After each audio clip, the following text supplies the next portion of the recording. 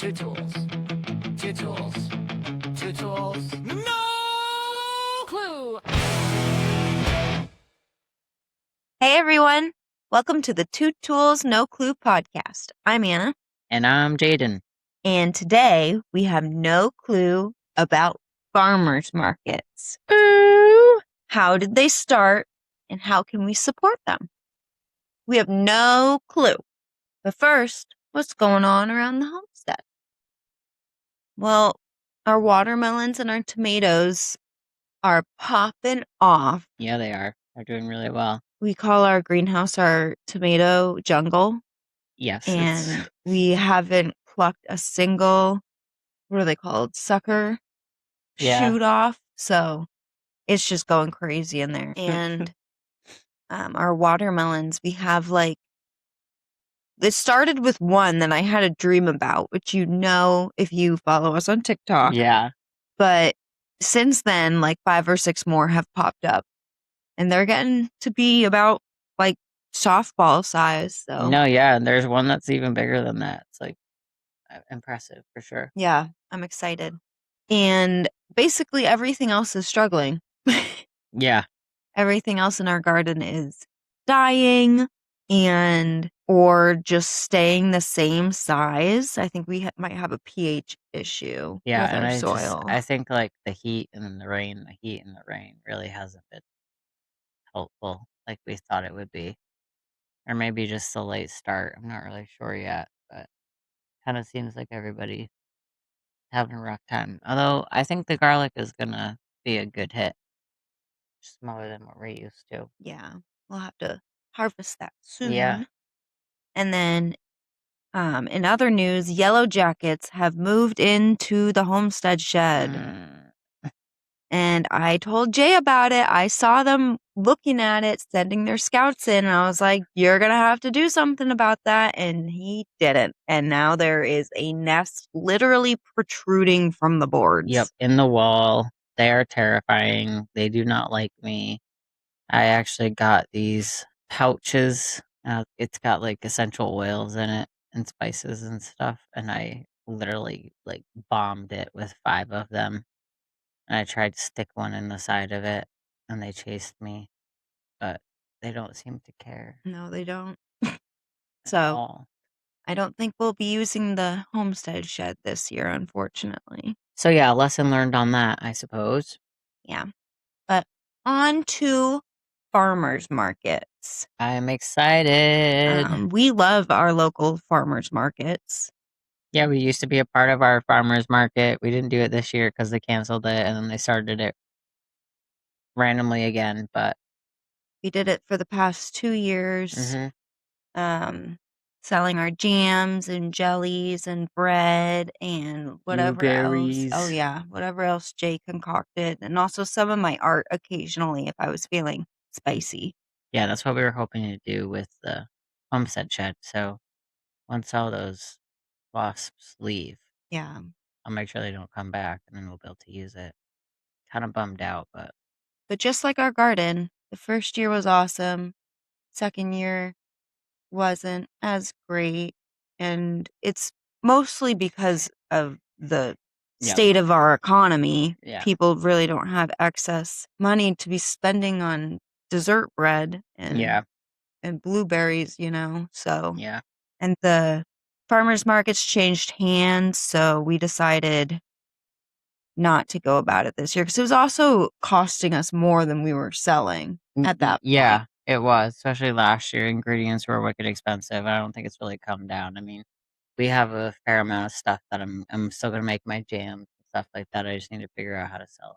Yeah, but the silver lining is that we have been able to go to other markets that are on Saturdays that we would have missed because we were at our local market. That is true. So that has been fun. That has been fun. I'm excited for tomorrow too. So, do you know anything about the history of farmers markets? Not really, but I have a hunch that they have been going on forever. Yeah, pretty much. So, the origins of farmers markets stretch back around 5,000 years. Wow. Do you want to guess where they originated? In Egypt or something. Say it with me, everyone. Ancient Egypt. I was right. Yeah. Wow. I feel like Sorry. everything comes out of ancient Egypt. Like everything and their I mother. feel so special. I did not know the answer before that. So vendors would gather in the Nile Valley and barter their vegetables and goods with neighboring communities. Very cool. So from what I understand, the pharaohs controlled agriculture, so the majority of the produce was sold in temples, but then the surplus was allowed to be bartered in the Nile Valley. Cool. Okay. Fun fact, farmers actually didn't do any of the selling or bartering of their vegetables. Who They did it? entrusted merchants to do the marketing, LOL, Oh. for them. Following the lead of the Egyptians came more open-air markets like Greek agoras and markets on the Forum in Rome. The Medina of Fez in Morocco is cited as home to one of the oldest continuously operating markets in the world, dating back over 1,200 years. That's in Morocco. Yep. That's really cool. So now we're going to fast forward to more modern times and in the U.S. So many historians credit Lancaster, Pennsylvania as home of the very first farmers market in America. I believe that. When the city was being planned in 1730, they designated a 120 square foot parcel of land for a central marketplace. Oh, that's really cool. And at its peak, it held upwards of 400 vendors. Whoa. Can you imagine that? Our local market had 7 vendors on a good lucky. day. Yeah. So wow. 400. That's really cool. I can't even imagine I mean, that. the Brattleboro one is like bustling. And Yeah. that's probably what, like 50 vendors? Yeah. Around there, I think. 400. Holy cow. Not even, probably maybe like 25. Yeah. Wow. Yeah. So while Lancaster is the oldest continuously operating farmers market in the US, it's not technically the first. The first formally recorded European style farmers market was actually held in Boston, Farmers market at the harbor. in 1634, thanks to Governor John Winthrop. Holy crap, that's like before America was even technically born, right? Yeah, like 100 years. like 150 years. That's wild. Yeah. Sorry. I was just gonna say, apparently John Winthrop was kind of an ass. Yeah, he kind of was an ass. But hey, farmers markets are good, so Right? at least you got one good thing on your belt there, Chief. And I mean, if you're a guy, a white man in power, are you really gonna be doing good? That's true. Do better. We're looking at you, white guys in power. Looking at you. Other markets started popping up in Hartford in 1643, New York in 1686. So that's a big leap right there. Yeah. And Philadelphia in 1693. Wow, cool. By the late 1800s, cities had grown and transportation had improved, and this is when the quote-unquote importance of produce markets started to decline. Oh. However, with that being said, between the 1900s and 1930s, most U.S. cities with 30,000 or more people had municipal-sponsored markets. That's really cool. I wonder if they profited off of it. Yeah, that's a good point. I mean, I don't see why they wouldn't. You know, like in some big farmers markets, like you don't pay dues, you pay a percent of what you make. Yeah, that Kinda is make true. it- And a portion of it must go back to the town in some Yeah. way. Municipal sponsor just means it's authorized or maintained by the city, municipality, or federal government, just for those who don't know. Okay. In 1913, the USDA established the Bureau of Markets, which operated until 1921 when it was reorganized into the Bureau of Markets and Crops. And just a year later, in 1922, it merged again to be the Bureau of Agriculture Economics. And today it's called the Economic Research Service. Wah, wah. Do you want to guess when the United States' first self-serve grocery store opened?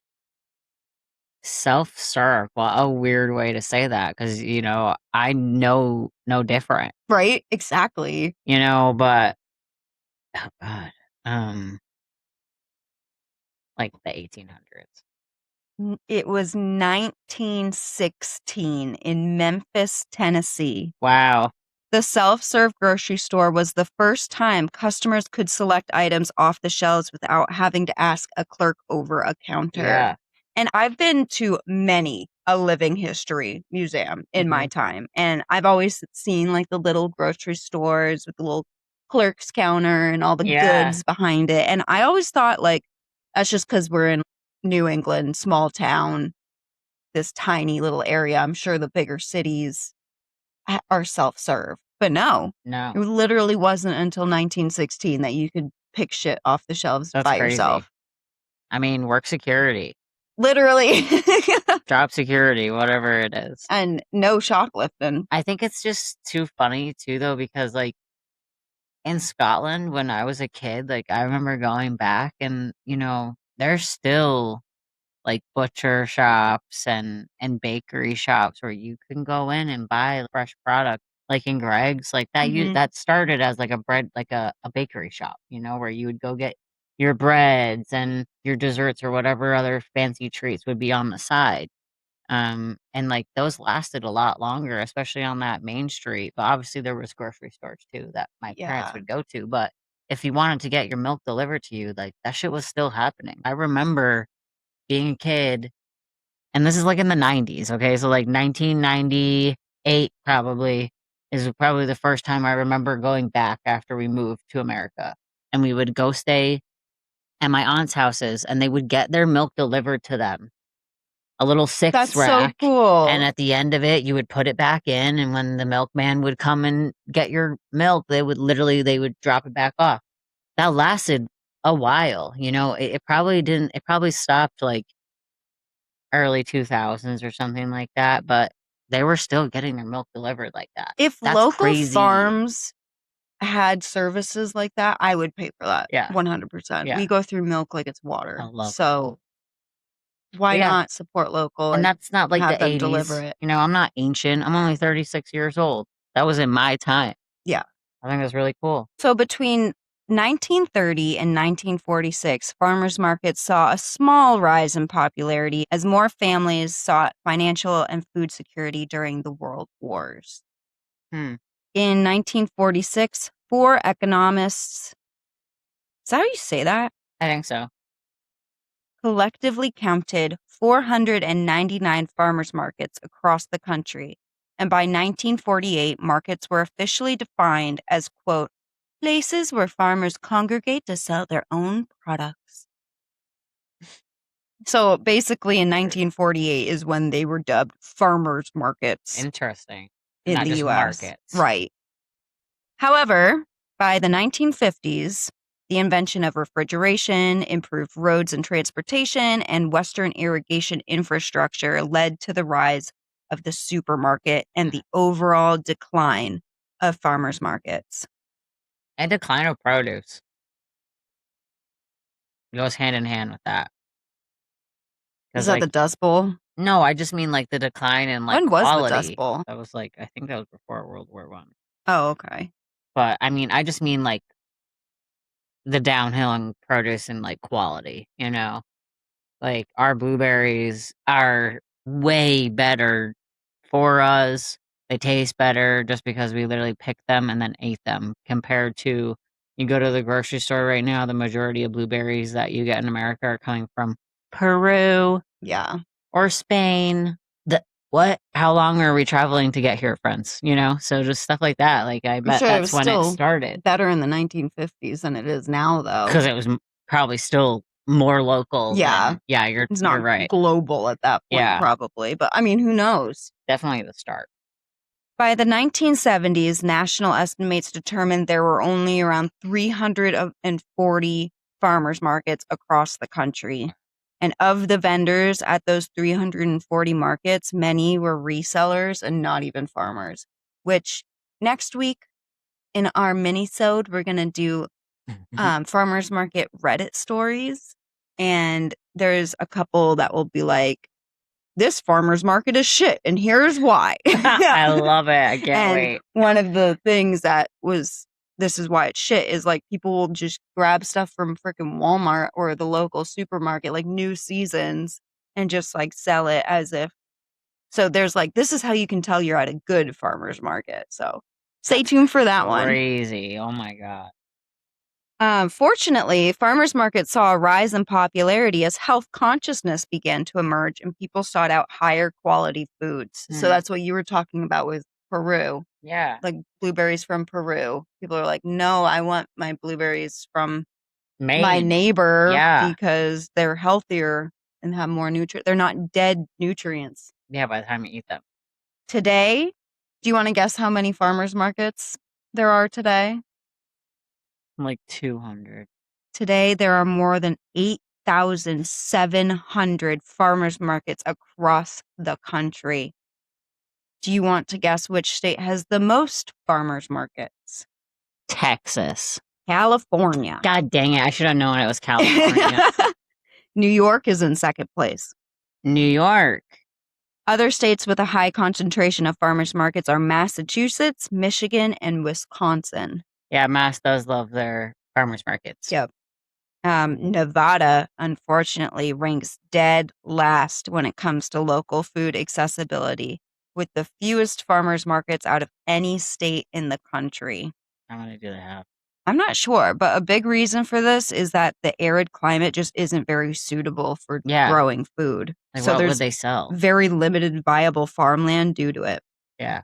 And when we did the cottage food laws episode way back in episode 2 for our OG listeners who know what I'm going to say, I mentioned that Nevada just voted in a new version of their cottage food law, but it won't go into effect until 2027 because they're currently creating programs and regulations around it. That's really cool. There's hope for Nevada. Yeah, because I mean, yeah, we bring our fresh blueberries to the market when we would go, but we still baked a bunch of stuff, you know. You don't have to grow stuff to go to the farmer's market. Right. People love fresh breads and stuff like that are just as good for you, even better because there's less ingredients. You know, that's why half of the older people in our community, they would come. Like, yeah, I'm not saying our blueberry dessert bread is good for you. No, it's not. It's full of a bunch of sugar, but it had 5 ingredients. It didn't have any fillers. It didn't have any things to preserve it for a long time.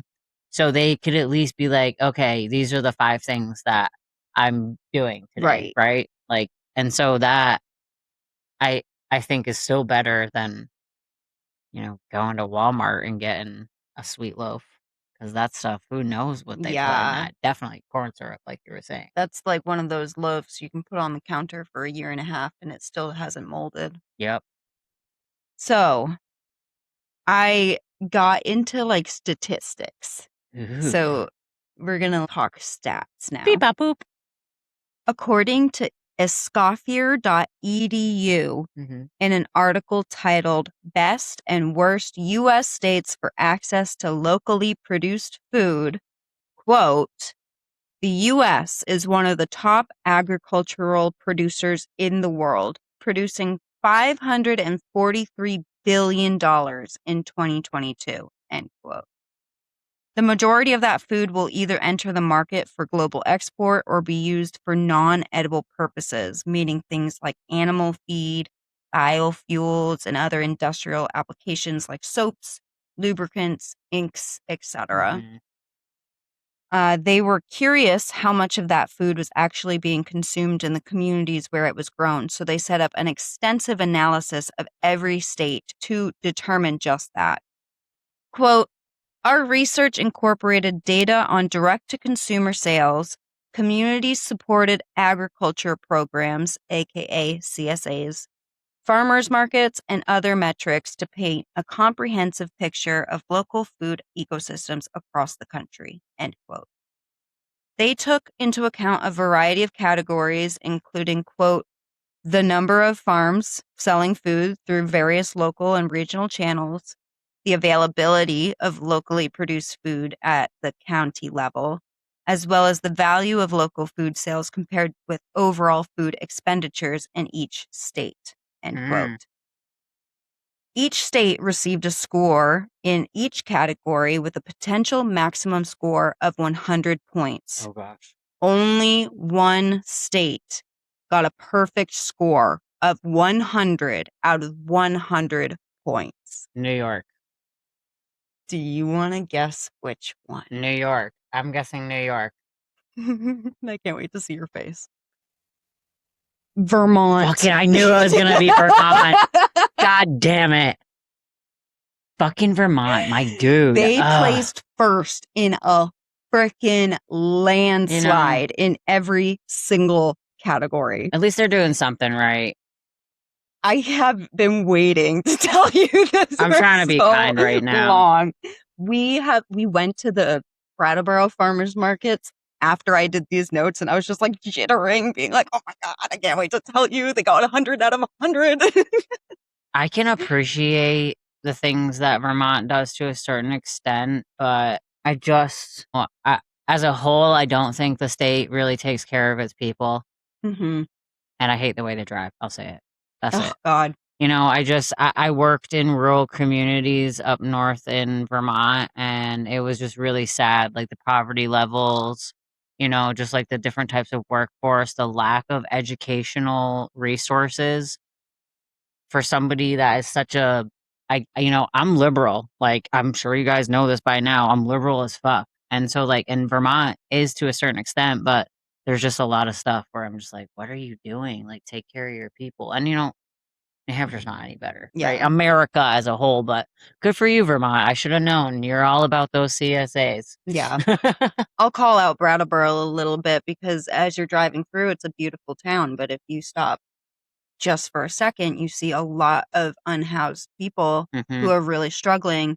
But God forbid if those fucking flower pots aren't Oh my God. absolutely that guy. perfect. You know what I mean? It's just the resources. Yeah, the resources that just they're just not used correctly. It's frustrating. Yeah. It's really frustrating to see because it could be, and it is a beautiful town, but I think the people of the town could be treated better. Mental health is a huge problem in Mhm. America.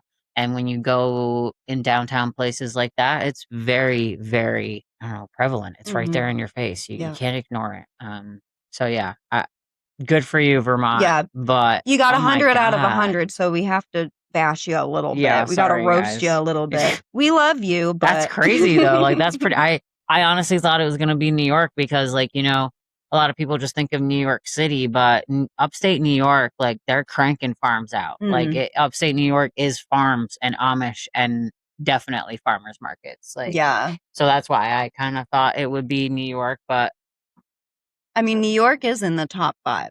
okay, that makes We'll sense. get into that a little bit. I've always wanted to go to an upstate New York farmers market. Maybe we could Mm. try and do that this summer. So Yeah. we got time. One state that I was surprised wasn't in the top 5 was Pennsylvania because of their Amish community. I figured it would be a little bit more community based. Yeah, I feel like Pennsylvania just as a state is struggling. You know, I feel like they're one of those states, agriculture states especially, like factory states that once the industrial revolution kind of cranked out and they have all these like AI things now, like I really feel like states like that suffer because of that. So that's Yeah. probably one of the reasons they need basic resources, you know? So I don't know. It's sad, but yeah, I would expect Pennsylvania up there as well. Yeah. Well, back to praising Vermont for their perfect score. We mentioned the Brattleboro Farmers Market. That is the only farmers market I've been to in Vermont. But No, Putney. I went to the Putney, Vermont one. Okay, well, I don't even remember it. Oh, okay. So it obviously didn't even It was compare small, to yeah. Brattleboro. Brattleboro's hands down the best farmers market I've ever been to in my entire life. It's Yeah. like the stalls are permanent all year, and there's just like there's this huge open space, plenty of parking. Yeah. You get down there and you have to go through this archway to get in. There's like a whole section for food trucks, but it's mostly like there's not kitschy shit. You know what I mean? It's like vegetables. Yeah, there's It's no AI fermented shit. mated Yeah. graphic Oh my design God. Don't get me things. started Oh my on God. AI bullshit. Uh, There's freaking live music in the middle with people Yeah. who have fiddles, and there's freaking huge maple trees that just reach their branches down and tickle you as you walk by. Like, it's And just fucking magical. You can tell that it is a community experience because, you know, there's families there. There's like a little playground in the middle of it where these kids like little get sandbox. to play, and you can definitely tell that it's community oriented. And I wish when people thought of Brattleboro, that's what they would think Yeah. of without rolling their eyes. Because, you know, there's been Anna and I have lived in New Hampshire, especially like right on the border of Vermont for a very long time now. And I have driven by that farmer's market so many times, rolling my eyes because just the traffic, the line to get in, silly people holding up the road.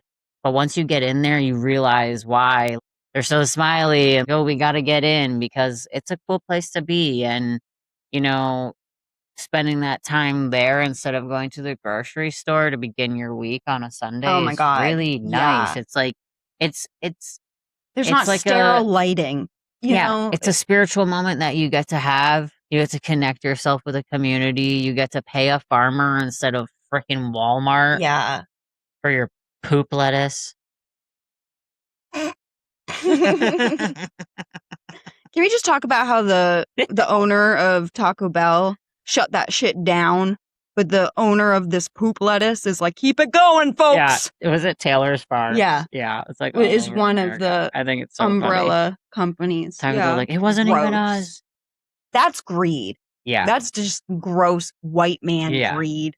and again, no nutritional factor. So what's even the point of eating that lettuce? Back to Vermont. Direct-to-consumer farm sales make up 2.07% of grocery spending in Vermont, while every other state was well under 1%. Isn't that is crazy? So sad. That's not even that much. No, it's not.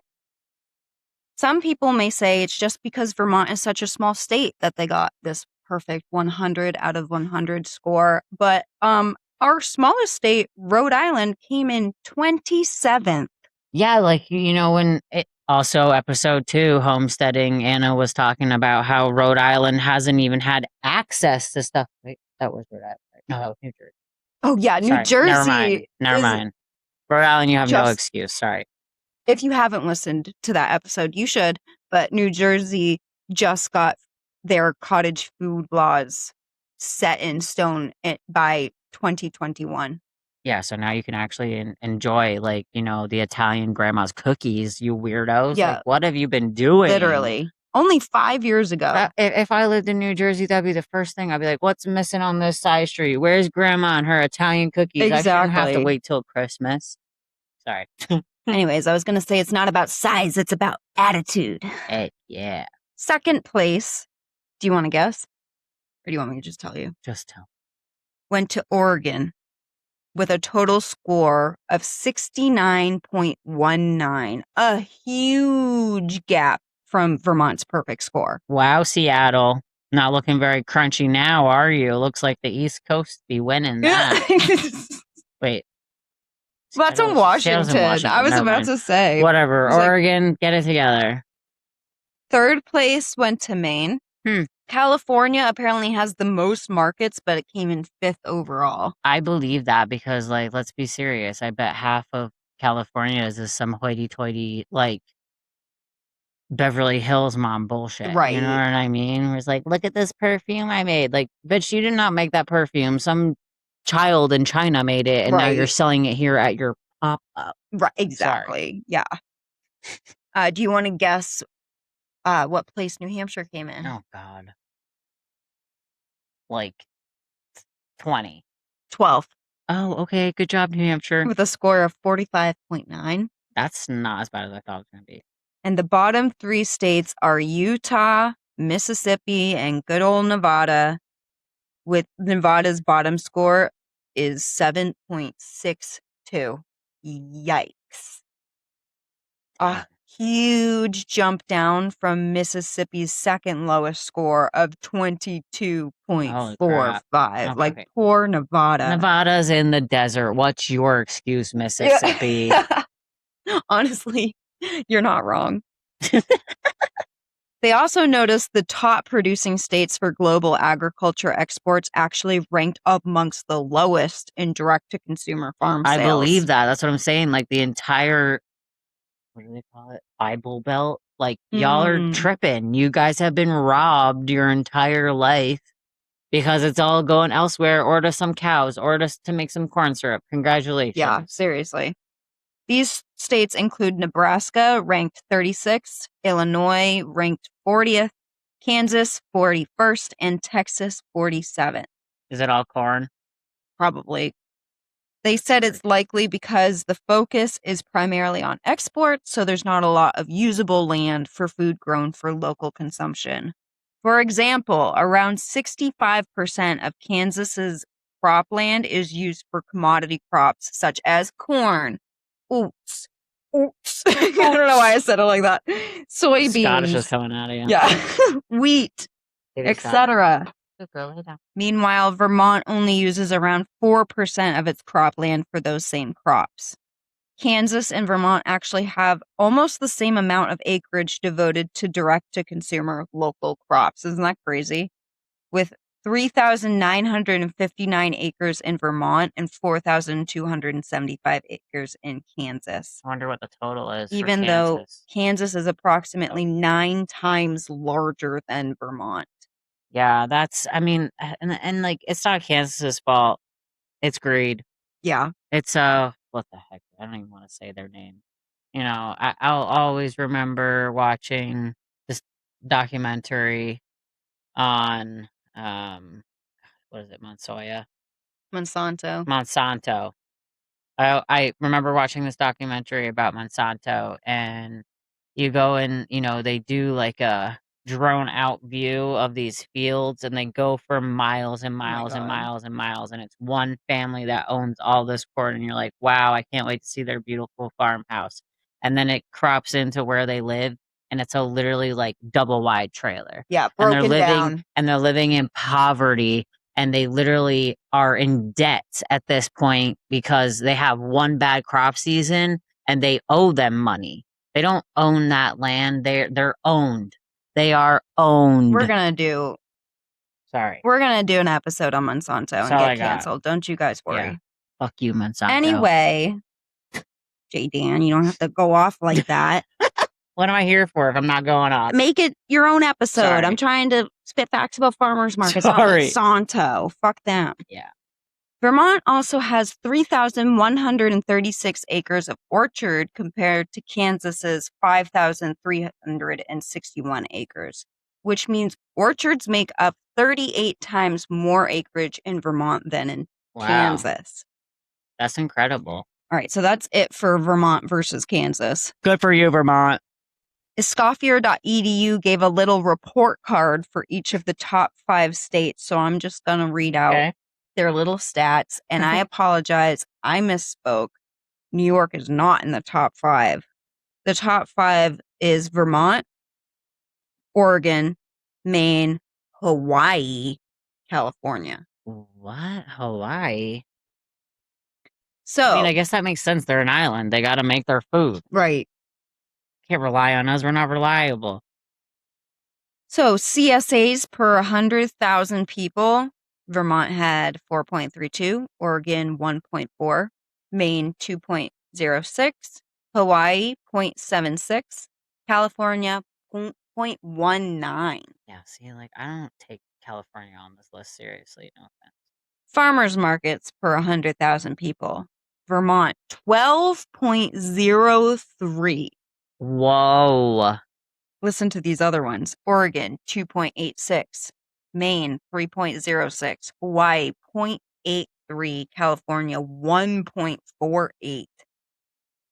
Okay, Vermont. I think I have a new appreciation Yeah, for Vermont. I thought you and would it's after like this. making me want to throw up.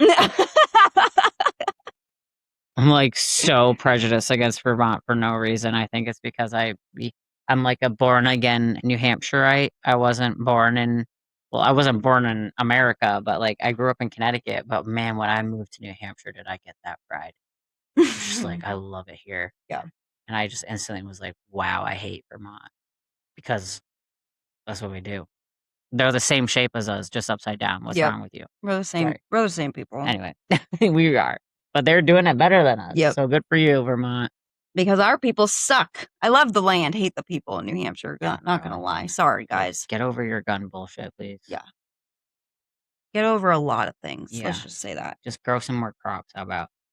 Total farms. Vermont, 6,537. Holy shit. These numbers don't make sense to me. 6,000 farms in Vermont? Yep. Wow. It must be for export because Oregon is 35,547. Yet all their other numbers are so low. So it must be for export. Yeah, that is crazy. Maine, 7,036. Hawaii, 6,569. So they have like 30 more farmers markets per 100,000 people than Vermont. And they're still crushing it. Listen, quality over quantity, my friend. Or sorry, these are farms, not farmers markets. Yeah. So they have 30 more farms than Vermont. That's great. I knew you were talking about farms. Total farms for California, 63,134. Do you think that they consider like non-edible farms in this as well? Yeah. Like flower farms. Yeah. Marijuana farms. Probably. Okay. I was just curious. I didn't know if it was all produce or median farm size. Vermont, 73 acres. Oregon, that is the average. average. Median. Yeah, sorry. Oregon, 20 acres. Maine, which is crazy for the 3,500 farms that they have. Yeah. The median farm size is only 20 acres. Anyway, Maine's median farm size, 58 acres. Hawaii, 5 acres. That makes sense. Because like, how can they fit that many farms in Hawaii? Right. Like, they're tiny. Yeah, I feel like you don't have to be that big to be a farm. California, 24 acres. So you might be asking, why are farmers markets so significant? And why is it important for people living in states like Nevada to have more access to them? Farmers markets allow communities access to fresh produce that is often cheaper than what you would find at the supermarket. Mhm. It's often more nutritious and tastes better too because it spent much less time traveling. The average piece of produce travels 1,500 miles to get to a supermarket in the US, whereas at your local farmer's market, it was probably harvested that morning. Or picked the day before, like we would with our blueberries. Exactly. And traveled like 15 miles tops. Mm-hmm. So, which would you rather? By sourcing your food from your local market, you can put a huge dent in your carbon footprint, as well as avoid the excessive plastic and unnecessary packaging and poop lettuce. Yeah, seriously. It's just so crazy to think how far produce really does travel. I work for a supermarket, by whatever means we'll call it. It's a supermarket. We have 3 distribution centers. We go all the way out to, I think the farthest we're out now is like Texas. Wow. We have 3 distribution centers, and they're all on the East Coast. I just found this out like 2 days ago. We always have a like quarterly Zoom call with every important motherfucker in the company, right? Mhm. And we just have to listen to what they're saying. And I remember sitting halfway through this conference call, and I'm just stuck on the fact still that they just opened up one of these distribution centers. So that means all of this food and all the other states like that are literally like like Texas is like 5 hours away from us. Okay. That means it's By literally, plane. yeah, right. But you're thinking about all this food that's coming through these distribution centers that are going elsewhere. Like our distribution center is thankfully only like 2 hours away, right? Hmm. What about every other store? Like Yeah. it's so far away. Like they have these like weird tracker things they put in produce trucks, and there's different levels to it, right? But the ones that we have are fairly fancy. You can scan a QR code on it, right? So you scan your phone and it'll tell you all the temperatures for the entire time that it's there. And if it drops underneath interesting. it means that the produce is not good.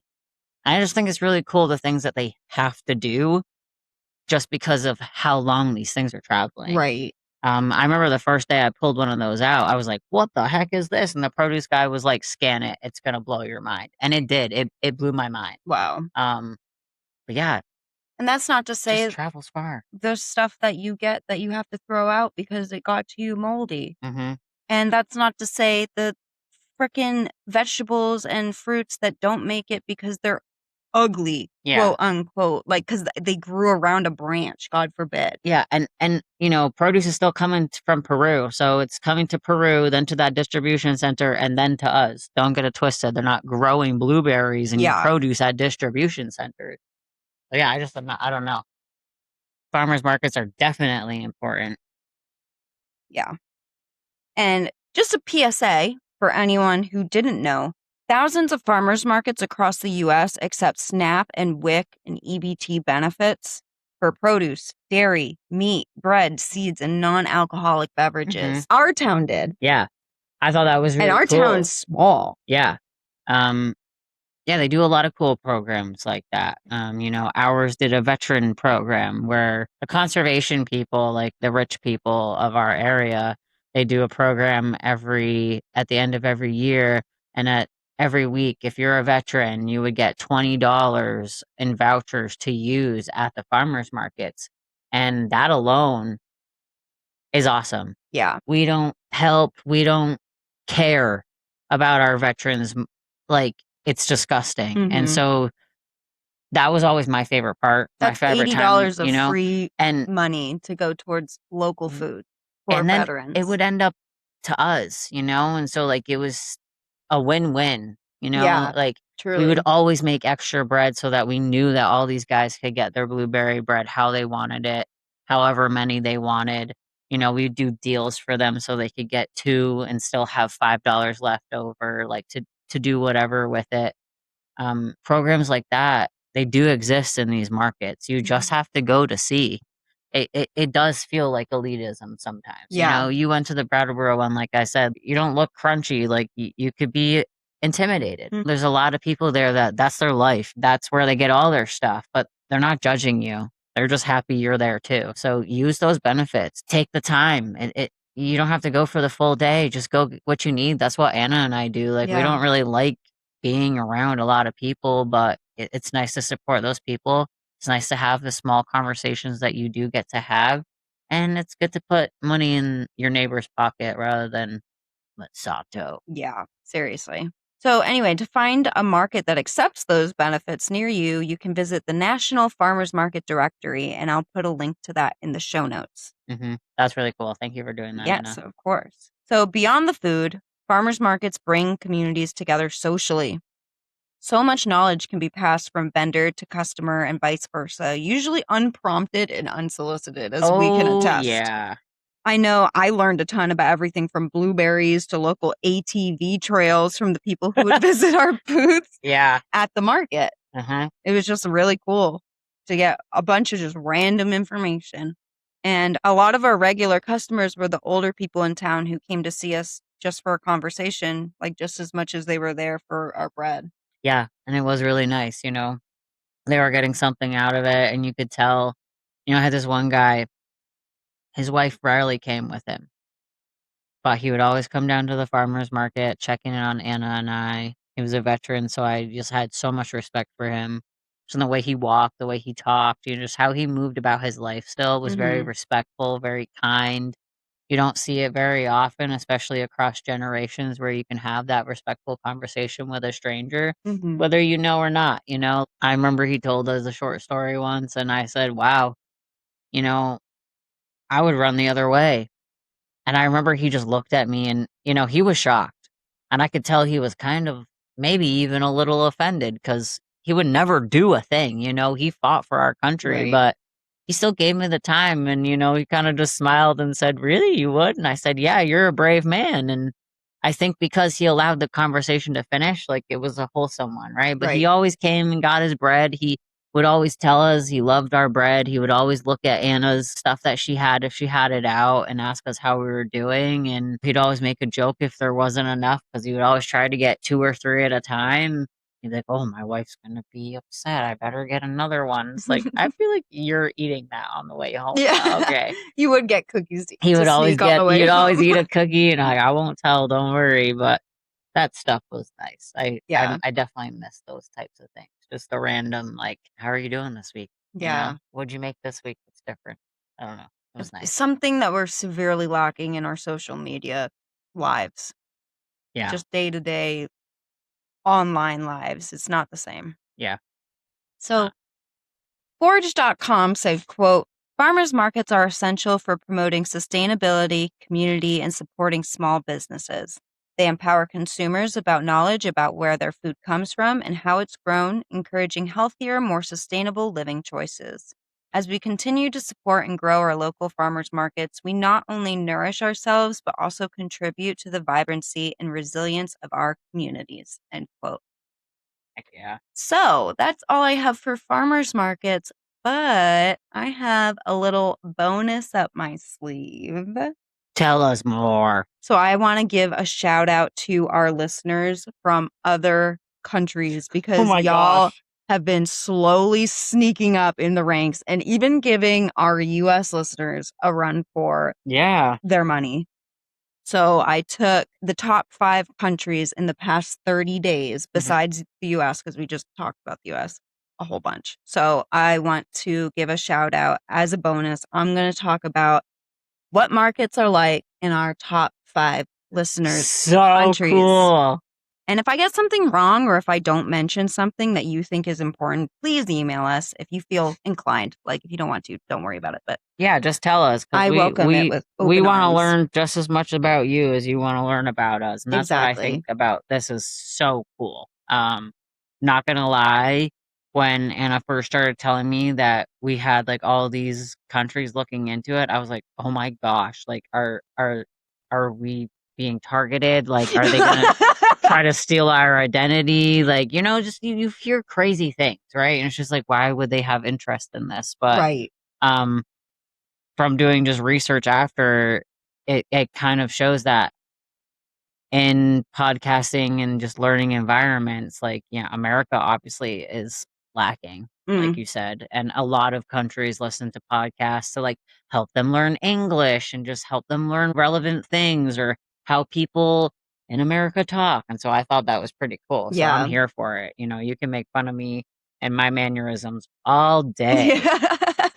You just got to keep listening. Just know I'm not normal. Yeah. So, Bangladesh is in 5th place. Shout out to our Bangladesh listeners. Hello, Bangladesh. Haggling is apparently very big in their markets. Okay. I saw that they would start like 30% Higher. higher That's just because awesome. they knew it was going to come down. I love stuff like that. Unfortunately, or maybe fortunately, I'm not really sure. Modern retail, which is indoor, air conditioned, and fixed in price, is emerging, but only accounts for 1% of the market share.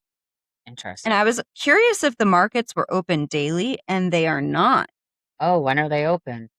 To manage operations, Dhaka is divided into 7 areas, and all markets in a specific area are closed for the whole day on a designated weekday and a half day until 2 p.m. on another.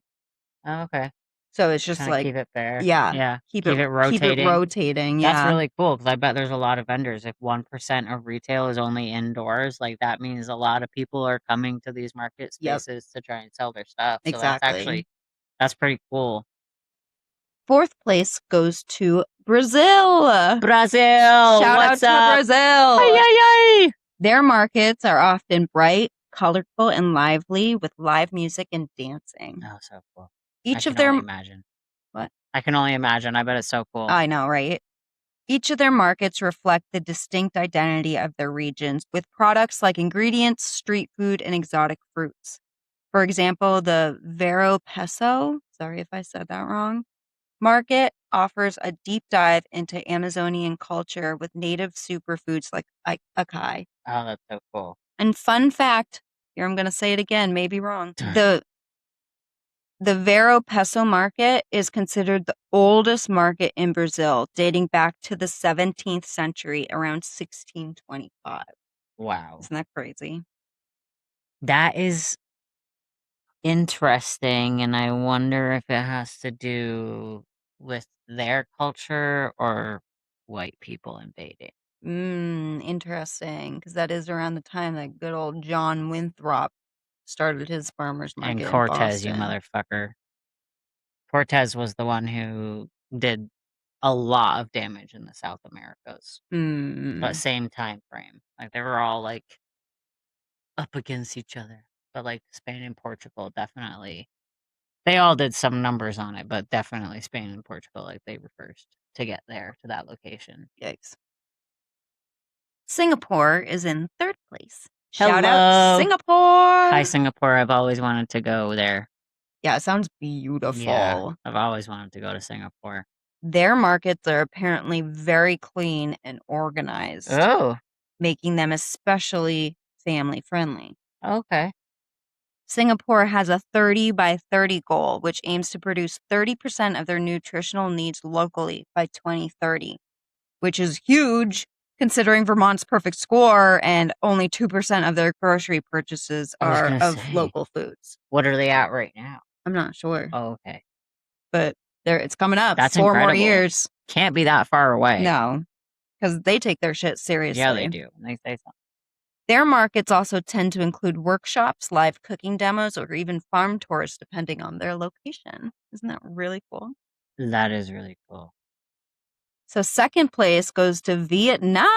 Hey, Vietnam. Shout out Vietnam. Wasn't expecting Vietnam. Vietnam was in first place, but Yeah. somebody came up the ranks fast and heavy.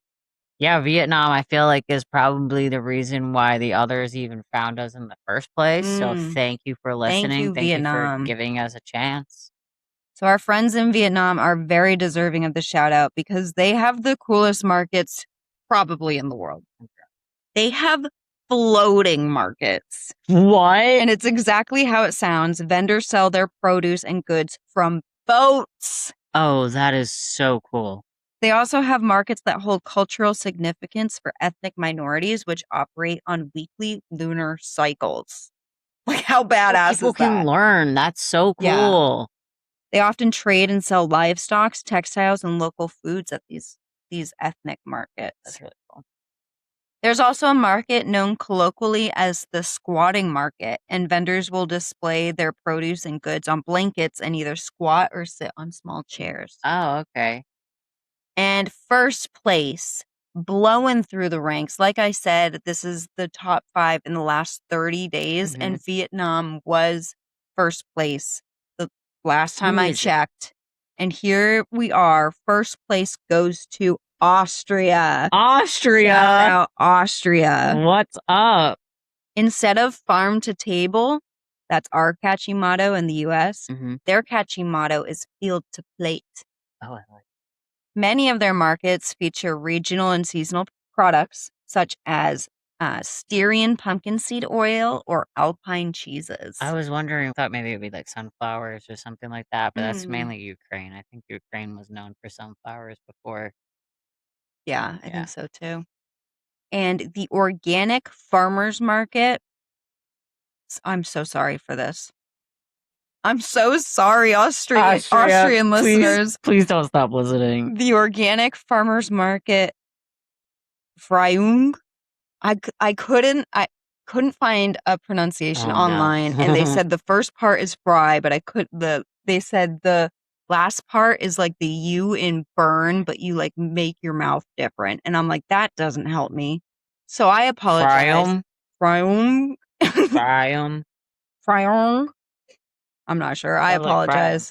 Anyways, it's one of the oldest of its kind in Europe and is, in fact, Europe's oldest exclusively organic market.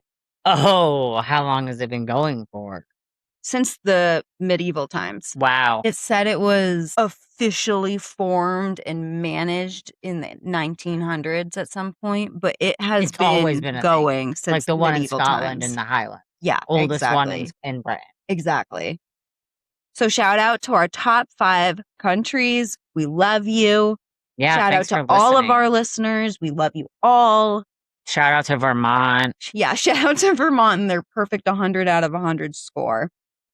And we love you guys so much. But with that said, I'm going to end on a hot take.